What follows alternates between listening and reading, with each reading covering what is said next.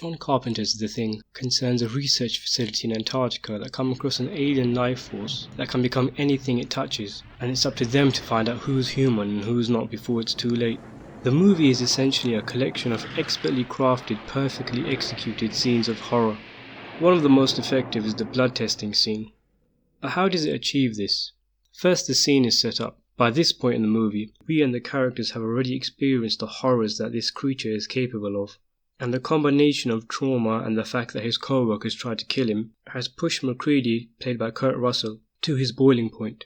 He provides the exposition as to what the blood test entails. Quite simply, if someone's blood reacts to the heat, he's the thing, whilst the camera tracks to the left, showing us all the subjects, all of the suspects. Each holds a facial expression that gives us no clues, and nobody gives any hints. In fact, it's actually the director himself who slyly tells us who the real culprit is. But we're gonna find out who's the thing. The subtle zoom in on MacReady's face creates a sense of impending doom whilst reinforcing the importance of what he's saying. The parameters are all well defined. We can see how close all the characters are in relation to each other, what leverage MacReady has over them, and what will happen if they don't cooperate. The acting is very enigmatic. Look at this from Windows. You just can't tell whether this is a man fearing for his life or an alien preparing to reveal himself, despite the lack of music throughout the scene. In fact, because of the lack of music and the silence from the characters in anticipation of the test, the tension is dialed up to 11 until a brief lapse in time, and then we breathe a sigh of relief. And then the whole process repeats, only this time it's worse because we know we're one step closer. Take a note of the editing. It's not uncommon for a shot in this scene to last a good 10 seconds or so, but when we get to the actual blood test, we've got 1, 2, 3 in quick succession. As the scene continues, we are shown the poor sods tied up looking increasingly suspicious or anxious, or except one of course, until a guilty-looking Gary reveals his lack of faith in the test, which is quickly rebutted by MacReady. Now this conversation may have been brief, but a brief conversation which breaks silence is going to be apparent, and as such it distracts us, shifts our attention away from the test itself, which makes the immediate jump scare more effective. The first half of this scene demonstrates one of the two brilliant things about this movie, the first being its ability to build up tension, as explained, the second being Rob Bottin's marvellous display of terrifying effects, which need no explanation.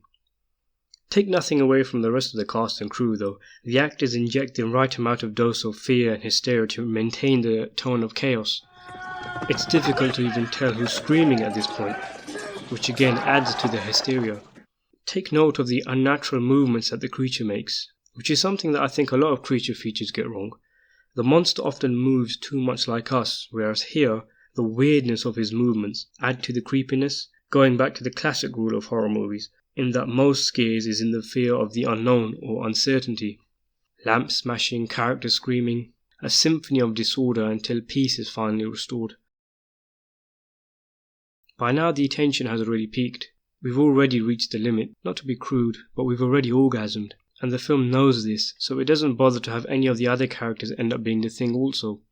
Eventually the scene is ended on a humorous note, with a funny line from the only remaining member tied up. I know you gentlemen have been through a lot, and when you find the time, I'd rather not spend the rest of this winter tied to this fucking couch!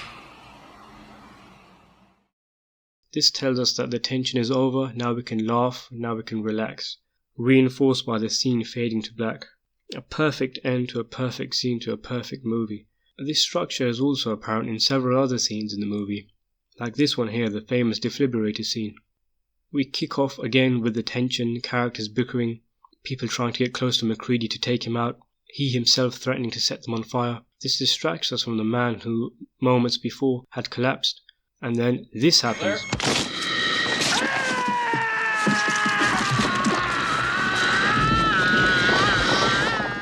Now again we get the marvellous display of practical effects and with all the hullabaloo. And again it ends on a humorous line. You gotta be fucking kidding. Here again another part towards the end. It starts with dread and tension, a showcase of effects, and then ends on a one-liner. Fuck In conclusion, the blood testing scene from The Thing remains to this day a perfect example of how to expertly build tension and suspense,